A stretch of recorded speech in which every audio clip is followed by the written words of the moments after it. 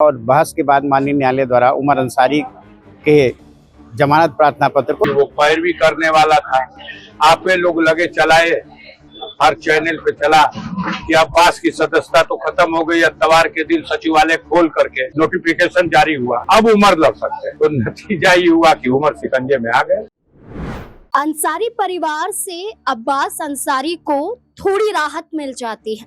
Allahabad high court के जरिए जो 2 साल की सजा अब्बास अंसारी को सुनाई गई थी, इस सजा पर इलाहाबाद हाई कोर्ट के जरिए रोक लगा दी जाती है।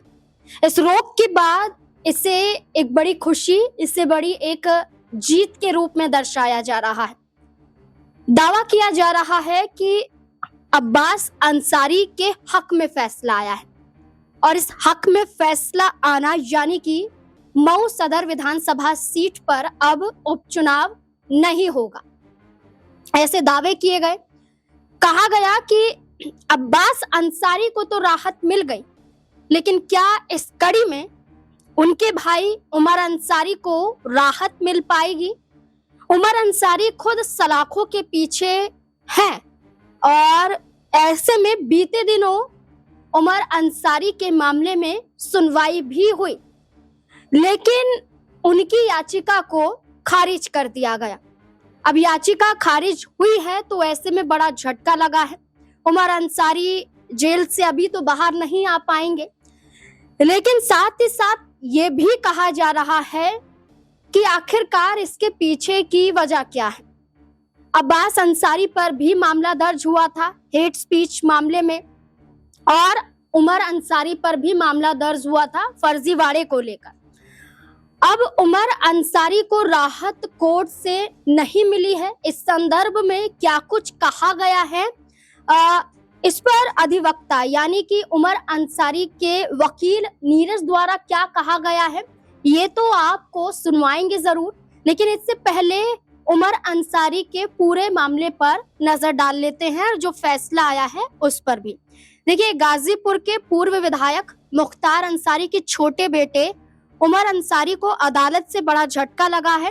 फर्जी दस्तावेज और हस्ताक्षर के मामले में कोर्ट ने उनकी जमानत याचिका खारिज कर दी है। ये पूरा मामला है मुख्तार अंसारी और उनकी बीवी अफसा अंसारी की कुर्क की गई 10 करोड़ की संपत्ति से जुड़ा हुआ। इसमें कहा जा रहा है कि जो संपत्ति कुर्क की गई थी, इसे हासिल करने के लिए, इसे बचाने के लिए यहाँ पर दस्तावेजों पर सिग्नेचर करवाए गए थे और सिग्नेचर अफसा अंसारी के करवाए गए थे। और इस पूरे मामले में ये देखा गया कि जो हस्ताक्षर हैं वही यहाँ पर फर्जी निकले, जिसके चलते उमर अंसारी को यहाँ पर सलाखों के पीछे बंद रहना पड़ा। दरअसल आपको बता दें कि गाजीपुर के सदर कोतवाली क्षेत्र के बल्लभ देवड़ी दास मोहल्ले में मुख्तार अंसारी की यहाँ पर बात करें तो जो बीवी है अफसा अंसारी, उनके नाम पर करीब 10 करोड़ रुपए की संपत्ति है। ये संपत्ति जिला प्रशासन के जरिए गैंगस्टर एक्ट की धारा 14(1) के तहत कुर्क की गई थी। इस संपत्ति को छुड़ाने के लिए अदालत में कुछ दस्तावेज पेश किए गए जिन पर अफसा अंसारी के हस्ताक्षर थे, लेकिन जांच के दौरान पता चला कि हस्ताक्षर फर्जी हैं, क्योंकि कहा गया कि खुद अफसा अंसारी लंबे समय से फरार चल रही हैं, तो और उनको लुकआउट नोटिस भी जारी किया जा चुका है। तो ऐसे में हस्ताक्षर यहाँ पर कैसे किए गए, और जो हस्ताक्षर किए गए तो अफसा अंसारी कहाँ है? तो ये तमाम तरीके से यहाँ पर सवाल उठे और ये कहा गया जो सिग्नेचर हुए हैं वो फर्जी हैं। और इस पूरे मामले में मुख्तार अंसारी के छोटे बेटे उमर अंसारी को यहाँ पर सलाखों के पीछे पहुंचना पड़ा। अब जो झटका लगा है, उनकी जो याचिका खारिज कर दी गई है, जो उम्मीद लगाई जा रही थी कि उन्हें जमानत मिल सकती है, तो उनकी मुश्किलें यहाँ पर बढ़ गई हैं। और जो कोर्ट का फैसला आया है और इसके जरिए वकील द्वारा क्या कुछ कहा जा रहा है वो भी सुनिए। Neeraj Kumar Srivastava, ADGC ADJ first Ghazipur. आज न्यायालय में किस तरह का मामला था, क्या पूरा प्रकरण है? IS 191 गैंग के लीडर स्वर्गीय मुख्तार अंसारी की पत्नी अफसा अंसारी के नाम से शहर कोतवाली के अंतर्गत बल्लभ देवड़ी दास में एक प्रॉपर्टी थी जिसे जिलाधिकारी गाजीपुर ने गैंगस्टर एक्ट में सीज किया था। उस प्रॉपर्टी को माननीय न्यायालय एमपी एमएलए श्रीमान शक्ति सिंह जी द्वारा जीएम के आदेश की पुष्टि किया गया और यह पुष्टि मार्च 2025 में की गई। तब से अब तक आफसा अंसारी की ओर से कोई उसमें प्रस्तुत नहीं हुआ था।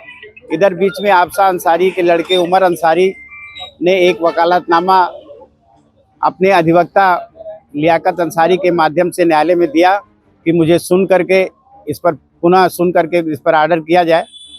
तो माननीय न्यायालय के समक्ष जब वो प्रार्थना पत्र आया तो चूंकि आफसा अंसारी को लुकआउट नोटिस जारी है और उनका मिलना स्वाभाविक रूप से मुश्किल हो गया है, ऐसी स्थिति में उस प्रार्थना पत्र को जांच के लिए संबंधित थाने को प्रेषित किया गया और जांच में प्रथम दृष्टया वह संदिग्ध पाया गया, जिसके आधार पर उमर अंसारी और लियाकत अली के विरुद्ध थाना कोतवाली मोहम्मदाबाद में 245/2025 अपराध संख्या पंजीकृत हुआ था। उसी मामले में जमानत का प्रार्थना पत्र उमर अंसारी की ओर से प्रस्तुत किया गया था, जिसकी आज सुनवाई हुई है और उमर अंसारी के जमानत प्रार्थना पत्र पर जिला शासकीय अधिवक्ता शासन की ओर से और सरकार की ओर से प्राइवेट वकील उमर अंसारी की ओर से पेश हुए और बहस के बाद माननीय न्यायालय द्वारा उमर अंसारी के जमानत प्रार्थना पत्र को निरस्त कर दिया है। इसमें लियाकत अली भी उमर के साथ है और लियाकत अली को इसमें आपराधिक षड्यंत्र का दोषी पाते हुए अभी प्रथम दृष्टया उसमें प्रथम सूचना रिपोर्ट में नाम पंजीकृत किया गया था, लेकिन अभी उनकी जमानत प्रार्थना पत्र अग्रिम जमानत प्रार्थना पत्र की सुनवाई के लिए कल तिथि नियत है। अभी तो समय लगेगा उमर अंसारी को बाहर आने के लिए, लेकिन इस पर गाजीपुर से सपा से सांसद बात करें तो यहाँ पर उनका भी बड़ा बयान सामने आया था।